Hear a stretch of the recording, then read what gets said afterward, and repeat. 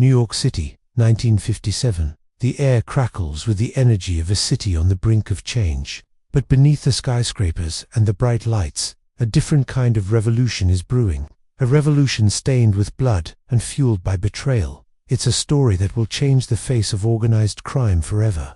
At the heart of the storm is Joe Gallo, a soldier in the Lucchese crime family. Ambitious, volatile, and unafraid of taking risks. He's the kind of man who doesn't wait for opportunities. He creates them. His sights are set on bigger things, things that put him in the crosshairs of the Bonanno family.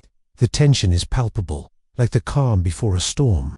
And when the storm hits, it will shake the very foundations of the Mafia. The year is 1956, and the place is the grand ballroom of the Hotel New Yorker. It's a night of celebration, of music and dancing, of toasts and laughter. Salvatore Bonanno, a rising star in the Bonanno crime family, is marrying the daughter of a respected mobster. The event is a who's who of the Mafia, a chance for old rivalries to be buried and new alliances to be formed. It's also a show of power, a reminder that in this world, respect is earned and maintained with blood. Gallo, ever the provocateur, isn't content with just being a guest. He arrives with two associates, Frank Thierry and Robert Maneri, ready to make an impression. What happens next will echo throughout the years, shaping the destinies of families and leaving an indelible mark on the Mafia. For Gallo, it's a night that ends in violence, a botched hit that leaves him shaken but determined. In the shadowy world of the Mafia, betrayal is the ultimate sin. And when Gallo learns that he's been targeted, he doesn't just retaliate, he strikes back with surgical precision. He targets the men who crossed him, executing them with cold efficiency. In a world where honor and revenge are the currency of power, Gallo has made a statement. He's a force to be reckoned with, a man who won't hesitate to strike back. As the city reels from the audacity of the attack, Gallo doubles down, reaching out to an unlikely ally, Joseph Barbera, a powerful capo regime in the Bonanno family. Their alliance is a marriage of convenience, a temporary truce in the face of a common enemy. Together, they plan their next move, a message to the world that they're not just survivors, they're fighters. But in the ruthless world of the Mafia, alliances are as fragile as they are powerful. And as the plot thickens, it becomes clear that this is not just a feud, it's a war. The stakes are high, the body count is rising, and the battle lines are drawn. By the late 1950s, the Genovese, Lucchese, Bonanno and Colombo crime families stood as pillars of the Mafia's power in New York City. They controlled the lucrative rackets, enforced their dominance with brutal efficiency, and seemed unassailable.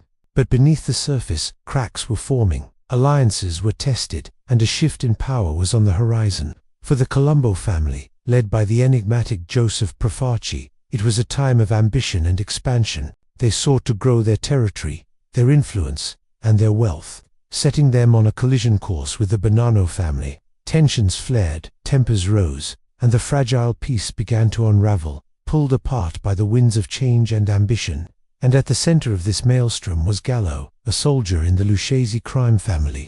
Ambitious, hot-headed and reckless, he was a powder keg waiting to explode. When the opportunity presented itself, he didn't hesitate to seize it, plunging the city into a vortex of violence. The year was 1961, and the location, a nondescript social club in the heart of Little Italy. The target, Albert Anastasia, a powerful figure in the Genovese crime family. For Gallo, it was a calculated risk, a high-stakes gamble that would change the course of his life and the city's underworld forever. Anastasia had been a thorn in the side of the Bonanno family, and Gallo saw an opportunity to strike a critical blow. With meticulous planning and unwavering resolve, he carried out the hit, silencing Anastasia and sending shockwaves through the Mafia. In the aftermath, Gallo's actions sent ripples across the city's criminal landscape. The Lucchese family, caught off guard by his audacious move, was split over his actions. Some saw him as a loose cannon, a liability. Others recognized the boldness that had earned him the moniker Crazy Joe. As the dust settled, one thing became clear. Gallo had emerged as a force to be reckoned with, but his actions had consequences, pulling him deeper into the crosshairs of the Bonanno family, and setting the stage for a war that would leave an indelible mark on the city's history. In the ensuing years, the Bonanno family did not sit idly by. They responded to Anastasia's murder with swift and brutal efficiency, launching a campaign of retribution that targeted not only Gallo, but also the Luciano family. The result was a cascade of violence that engulfed the city. The streets became battlegrounds, the nights echoed with gunfire, and the days were filled with whispered threats and hidden agendas. As the body count rose, fear became a constant companion. Even the police seemed powerless to stop the bloodshed. Amidst this chaos, Gallo found himself in a precarious position. His reputation as a ruthless killer preceded him, and his defiance of the Bonanno family had transformed him into a marked man.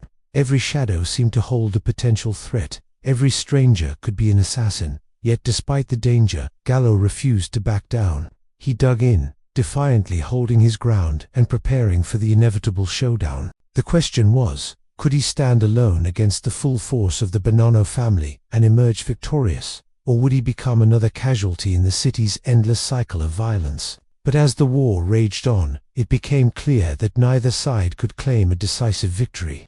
The violence continued unabated, leaving a trail of bloodshed and destruction in its wake.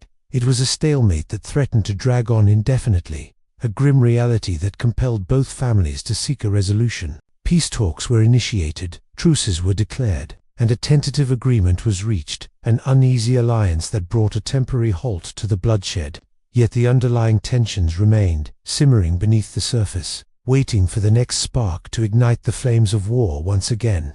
The murder of Albert Anastasia wasn't just a criminal act. It was a turning point in the history of organized crime in America. It shattered the fragile balance of power that had held the Mafia together and unleashed a wave of violence that shook the foundations of the underworld. In the aftermath of the hit, the city became a powder keg, a tinderbox waiting for the next match to ignite the flames of war. As the body count rose and the violence escalated, law enforcement agencies were forced to take notice. What followed was a series of investigations that would change the way the Mafia was policed forever. The war between the Bonanno and Lucchese crime families was a stark reminder that the Mafia was not just a distant myth. It was a brutal reality that existed in the shadows of their cities. The violence wasn't confined to the pages of fictional crime novels. It was a lived experience that left families torn apart and communities shattered. But amidst the chaos and bloodshed, there were glimmers of hope.